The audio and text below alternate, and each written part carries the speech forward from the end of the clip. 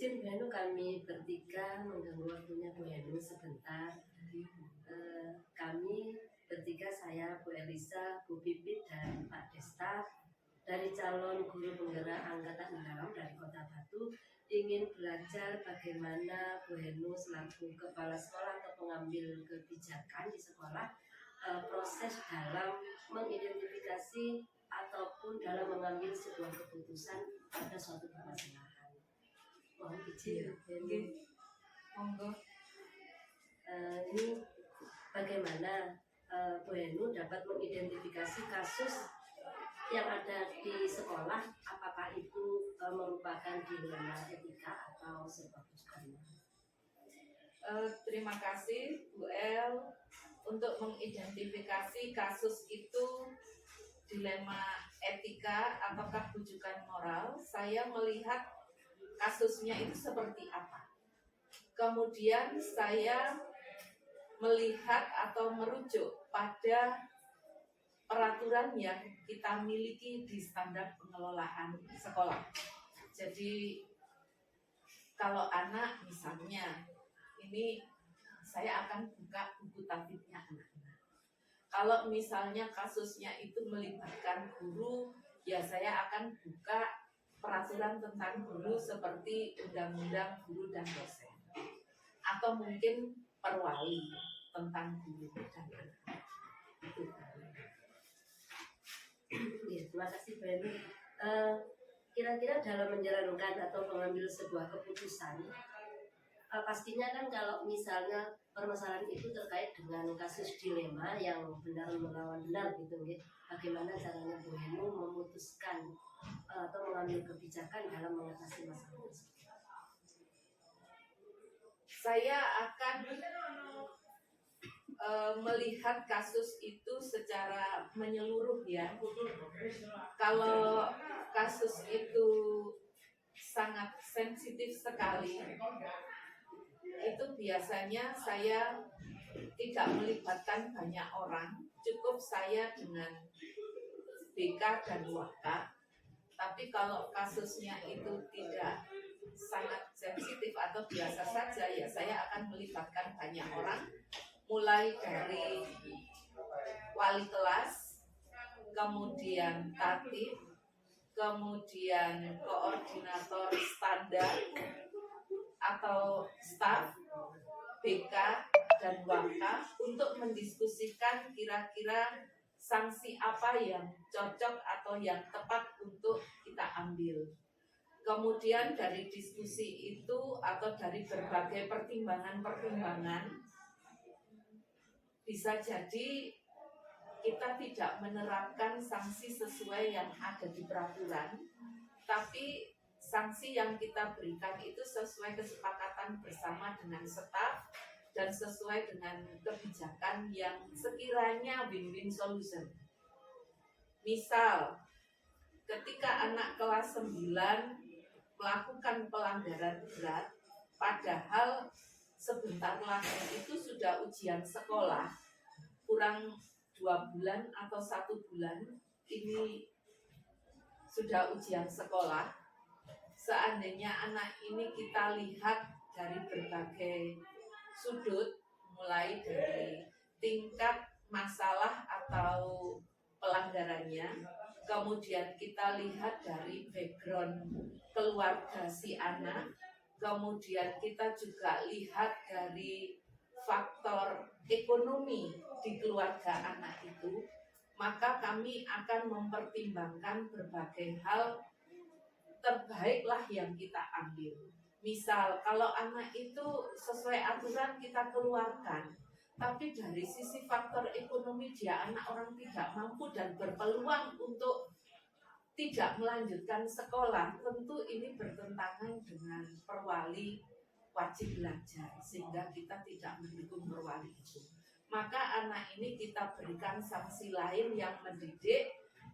Yang penting anak ini mau berubah menjadi baik dan bisa menyelesaikan sekolahnya. Tentu ya pertimbangan ini diambil dari berbagai masukan dan berbagai pertimbangan yang win-win solution, begitulah. Ya, berarti artinya ada prosedur atau langkah musyawarah dulu gitu, atau diskusi dengan beberapa guru terkait atau yang terkait dengan masalah tersebut. Ya, betul. Memang ada beberapa tahapan yang harus kita lalui. Yang pertama tentu kita konfirmasi permasalahan itu dengan yang bersangkutan. Artinya dengan siswa atau guru yang bersangkutan. Kemudian kita diskusikan dengan tatib dan BK.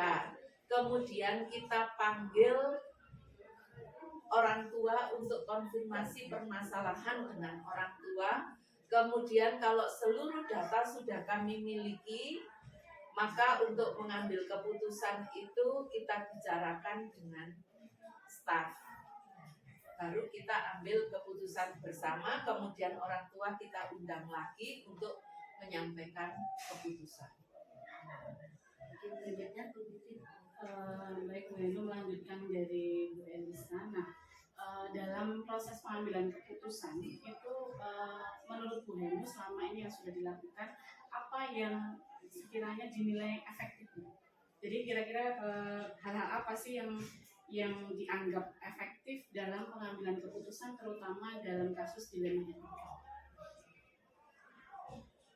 Menurut saya, pengambilan keputusan itu kita bicarakan bersama dengan staf, dengan pihak-pihak yang terlibat. Ini akan lebih memudahkan sehingga semua itu bisa legowo menerima keputusan daripada jika kita ambil keputusan secara sepihak.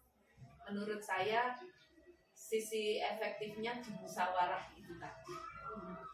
Ya baik, berarti musyawarah dengan berbagai unsur termasuk guru, mungkin juga staf kepala sekolah itu mempengaruhi gitu ya, mempengaruhi pengambilan keputusan. Baik, selanjutnya kira-kira dalam mengambil keputusan itu tantangannya apa saja sih Bu yang dihadapi gitu? Ya, tantangannya adalah memberikan pemahaman yang sama kepada Bapak Ibu guru atau staf. Karena dalam satu kasus itu pasti ada guru yang pro dengan aturan saklek, tapi ada juga guru yang tidak saklek pada aturan karena harus mempertimbangkan berbagai aspek yang terkait. Misalnya kondisi anak, kondisi rumah tangga di lingkungan anak itu, dari keluarga utuh, dari keluarga broken, ataukah dari keluarga tidak mampu, kemudian dari pola asuh juga. Ini semuanya kita pertimbangkan. Ya, artinya keputusan itu tidak artinya tidak secara sepihak gitu ya. Ya, sama-sama saling memberi keuntungan untuk kedua belah pihak gitu ya. Betul ya. Bu Henu, selanjutnya ketika menyelesaikan sebuah permasalahan itu apakah Ibu ada jadwal tertentu atau prosesnya seperti apa? Ya, saya punya target sendiri. Misalkan hari ini kita mendapat info bahwa si A berkasus, maka saya sudah punya reng-rengan kapan saya harus memanggil anak ini, kapan saya harus konfirmasi dengan pihak terkait, artinya dengan tatib, dengan BK, dengan wali kelas, kapan saya memanggil orang tua, kemudian kapan saya mengumpulkan staf untuk membahas keputusan yang akan diambil, atau kalau misalnya masalah atau kasusnya berat, kapan saya harus menghubungi pihak-pihak di luar seperti ke polsek, atau mungkin konsultasi ke psikolog, atau mungkin ke puspaga, atau mungkin ke dinas pendidikan. Ini saya sudah punya reng-rengan dalam waktu 1 minggu ke depan dari kasus. Itu yang saya lakukan. Supaya apa? Supaya kita punya target kapan masalah ini harus selesai. Gitu. ada nggak sih Bu skalanya Bu Endo mungkin kalau misalnya menghadapi sebuah permasalahan itu harus diselesaikan saat itu juga? Tidak. Kalau masalahnya kecil, ya mungkin bisa kita selesaikan saat itu juga, cukup dengan tatib atau BK sudah selesai.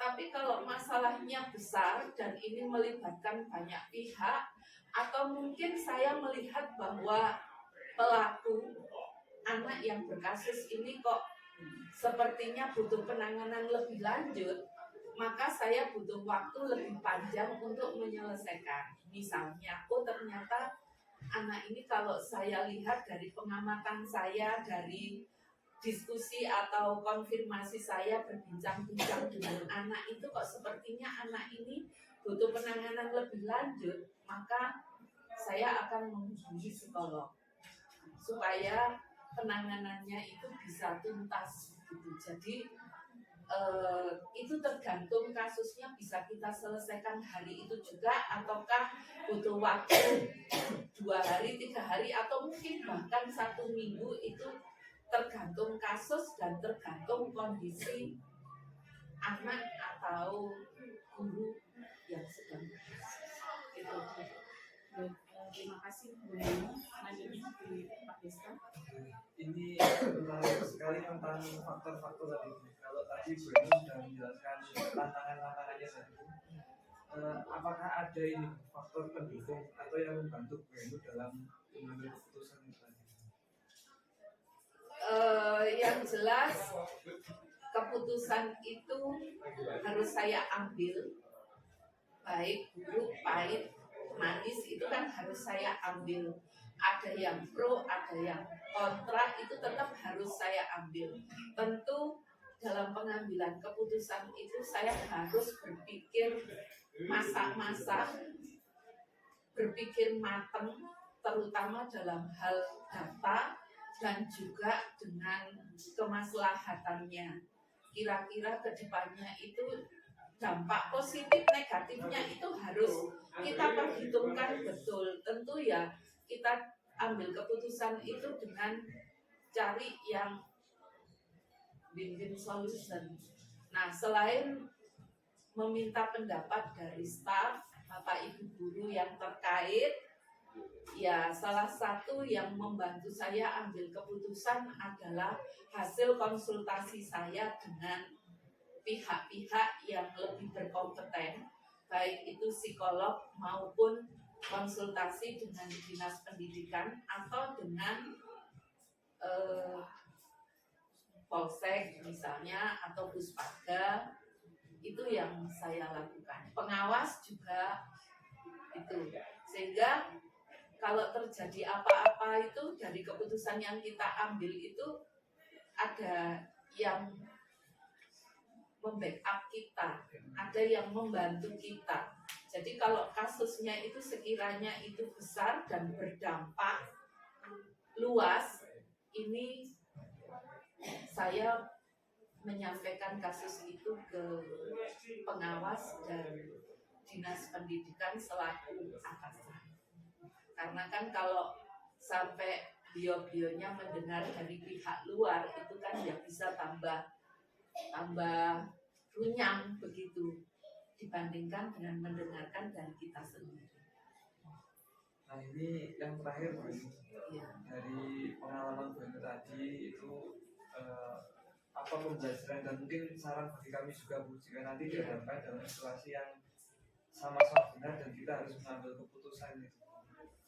Satu, kita harus tetap tenang, tidak panik, tidak buru-buru, terus mengumpulkan data yang lengkap, termasuk memahami peraturan-peraturan atau regulasi atau kebijakan yang berlaku, sehingga pada saat kita ambil keputusan itu tidak salah. Dan tentu karena kita itu bekerja itu ada birokrasi, ya sebisa mungkin keputusan yang kita ambil itu kita juga mendapatkan dukungan dari atasan kita, yaitu kalau saya ya minta saran atau nasihat ke pengawas dan kabid atau juga kalau perlu ke kepala dinas. Atas pengalamannya tadi. Jadi sebelum di akhir ini ada yang di kami sedikit pernahkah Bu Eni setelah mengambil sebuah keputusan misalnya mengalami kegalauan begitu, misalnya ada kok saya mengambil keputusan itu, bagaimana Bu Eni mengatasi kegalauan? Ya, ada, pernah. Misal saya ambil keputusan anak ini tetap saya pertahankan di sekolah, meskipun seharusnya anak ini kalau sesuai peraturan tatib dia masuk kategori berat dan harus keluar dari sekolah atau pindah. Tapi dengan berbagai pertimbangan kondisi keluarga anak dan juga ekonominya anak, akhirnya saya tidak mengeluarkan anak ini, tapi saya beri sanksi yang lainnya. Nah, kemudian kan ada guru yang tidak setuju. Nah, ini sempat ada rasa bahwa ya kalau ada guru yang tidak setuju ya tidak apa-apa, itu yang memang haknya Bapak Ibu guru. Tapi sebisa mungkin saya memberikan pemahaman bahwa siapapun tidak ingin berada pada posisi anak ini. Sebagai orang tua, kita juga nggak ingin punya anak yang bermasalah seperti itu. Apalagi kalau lihat background-nya yang tidak mendukung. Harapan saya dengan bercerita seperti itu, dengan memberikan pemahaman seperti itu, Bapak Ibu yang kontra dengan keputusan saya itu bisa memahami dan menerima.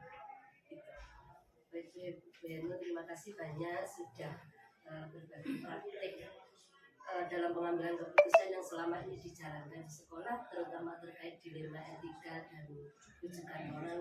Banyak hal yang kami pelajari dari penjelasan Bu Eni. Terima kasih banyak, kami akhiri. Assalamualaikum warahmatullahi wabarakatuh. Waalaikumsalam warahmatullahi wabarakatuh. Mudah-mudahan manfaat. Amin.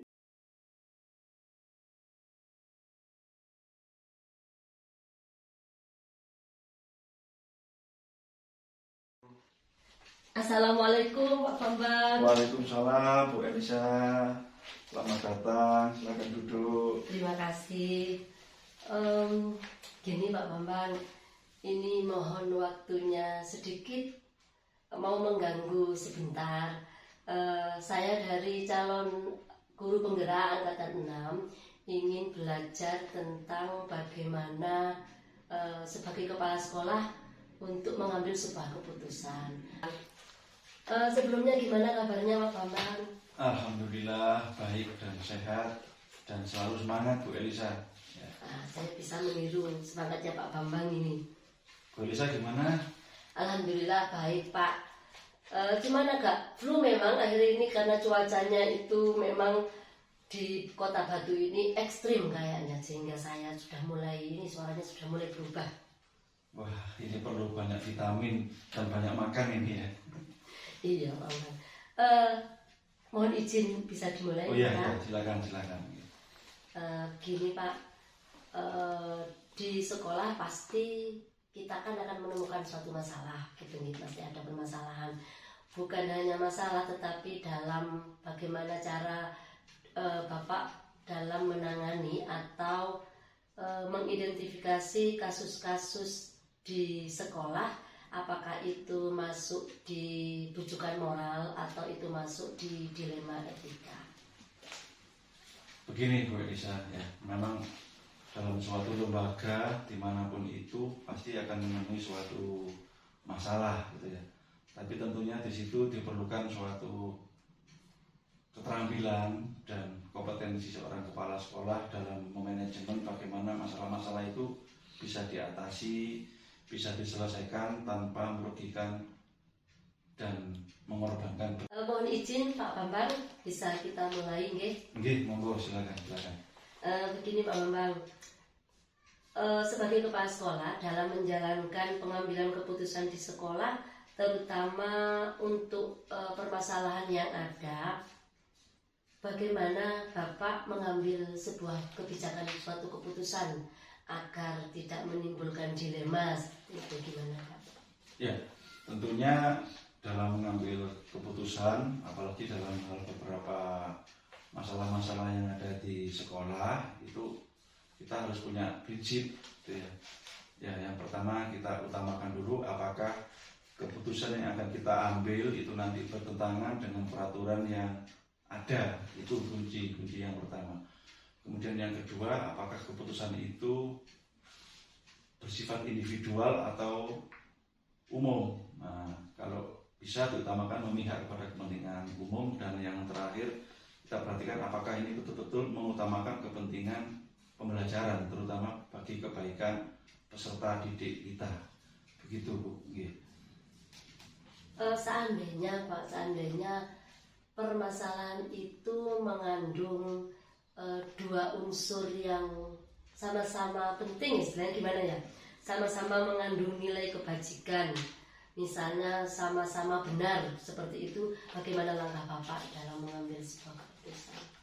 Ya, kadang karena kita ini sifat dasar dari manusia itu kan berbagai macam karakter, berbagai macam usulan ide.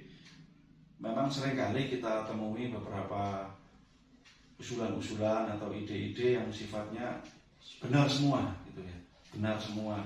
Sehingga di sini saya berusaha untuk mengidentifikasi dulu sejauh mana tingkat kebenarannya, kemudian sejauh mana tujuannya, dan sejauh mana kebermanfaatannya. Ini yang jadi dasar pertimbangan kita, gitu. Nah, jika seandainya itu tujuannya memang benar-benar untuk kepentingan pembelajaran, untuk kepentingan sekolah, ini saya selalu mendukung dengan segera kita putuskan dengan beberapa strategi, ya. Bagaimana, apakah Bapak Ibu guru sepakat dengan beberapa alternatif solusi tadi, kemudian jangan sampai ada beberapa pihak yang merasa dirugikan, dan termasuk jangan sampai kecewa dengan apa yang telah saya putuskan bersama. Nah, mungkin bisa dibagi tipsnya Pak, langkah-langkah atau prosedur seperti apa yang